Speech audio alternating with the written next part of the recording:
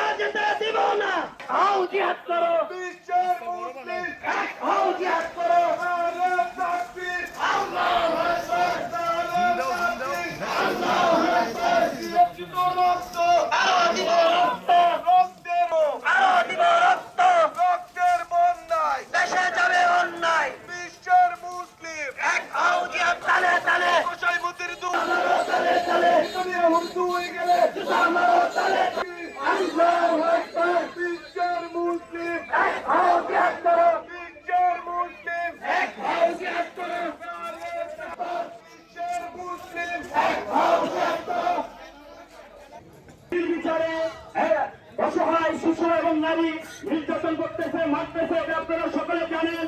আমাদের মুসলমান হিসেবে তা আমরা সূত্র দিতে চাই, আমাদের সরকারকে জানিয়ে দিতে চাই, আমাদের দেশের মধ্যে ইসরায়েলি কোনো পণ্য চলবে না, এটা আমরা সরকার। সেই ঐক্য আমাদের চাই না যে মুসলমানদের মাঝে কোনো অনৈক্য থাকুক। আপনারা জানেন যে ভারতের নাগপুরেও,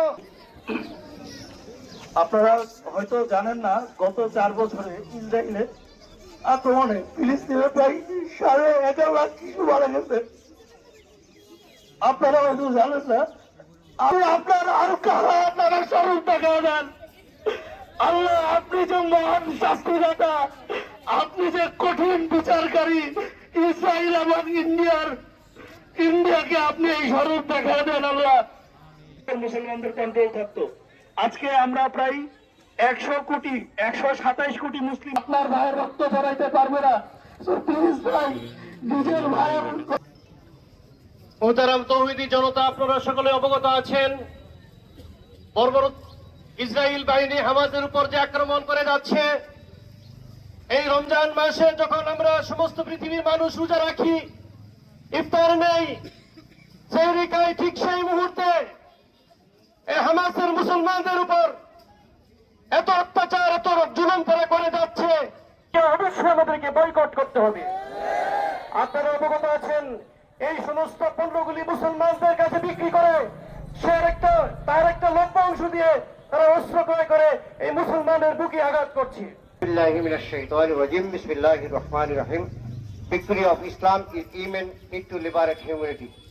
মানবতার মুক্তির জন্য ইসলামের বিজয় অনস্বীকার্য। সভা আজকের প্রথম প্রতিবাদ নয়, আমরা হাজারো বছর আগের থেকে মুসলিমরা অমুসলিমদের মাধ্যমে নির্যাতিত হয়ে আসছি। সেই ইয়েতেই এখন বিশ্বে গাজাতে ইসরায়েলি যে বর্বর হামলা, সেই চেহরি সময় তাদের যে হামলা, সেই হামলার প্রতিবাদ এবং ইতিমধ্যেই ভারত ভারতের ভারতের لله وحده والصلاة والسلام على من لا نبي بعده ইহুদি তথা ইসরায়েল এই ইহুদিরা আপনারা জানেন যে তারা সিহরির সময় গাজাবাসীর উপর তারা হামলা করে শহীদ করেছে ছোট বাচ্চা থেকে নিয়ে বৃদ্ধ পর্যন্ত তাদের থাবা থেকে কেউ রেহাই পায় নাই মুসলিম ভাইদের উপর নির্যাতন অত্যাচারের প্রতিবাদে বিক্ষোভ মিছিলে উপস্থিত একটা কথা বিশ্বাস করতেই কষ্ট হয় যে আমরা মুসলমান, আমরা ইমানদার দাবি করি। আবার যখন নির্বাচন আসে তার স্বার্থ পড়ে তখন বলে এক মুসলমান আরেক মুসলমানের ভাই। ভোট নিতে জনগণ 85,000 80,000 মতো মুসলমান। আজকে আমরা বিক্ষোভ মিছিলে আয়োজন করেছি মাত্র 185 জন। আমরা ভারতের সাথে যুদ্ধ করতে চাই, কাজে ইসরায়েলের বিরুদ্ধে যুদ্ধ করতে চাই। বিসমিল্লাহির রহমানির রহিম। বোনকে নির্বিচারে হত্যা করছে এবং পার্শ্ববর্তী রাষ্ট্র ভারত তারা মুসলমানদের উপর বিভিন্নভাবে হামলা করছে। আমরা এর প্রতিবাদে আজকে এখানে জড়ো হয়েছি। আমাদের জড়ো হওয়ার পিছনে সবচেয়ে মুখ্য এবং সার্থক হবে আমরা এখানে যারা আছি আমরা সবাই শপথ করব অবশ্যই আমরা ইসরায়েলি এবং ভারত পণ্য বর্জন করব।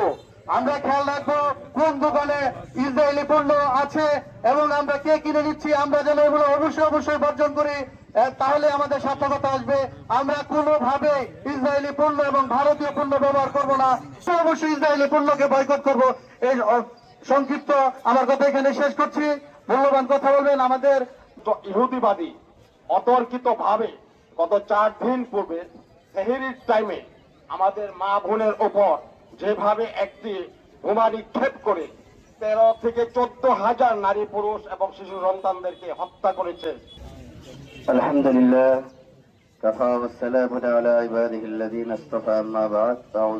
মুসলমানদের উপর যে বর্বর হামলা চালাচ্ছে এবং ভারতের কোশি মোদি যে মুসলমানদের উপরে নির্যাতন করতেছে, মসজিদের উপর হামলা করতেছে, তারই প্রতিবাদে আজকে বরিশবাসী প্রতিবাদ মিছিল এবং বিক্ষোভ মিছিল এবং প্রতিবাদ সভার আয়োজন করেছেন।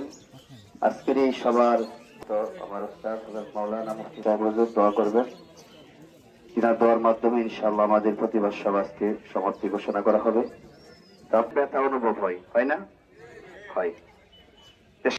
ফিলিস্তিনি অভিশপ্ত ইসরায়েল জাতি নিরীহ গাজাবাসী ফিলিস্তিনবাসীর উপরে যে আঘাত করেছে, বোমা মেরে তাদেরকে শহীদ করে দিচ্ছে, এটা অবশ্যই আমাদের কলিজার ভিতরে আঘাত লেগেছে।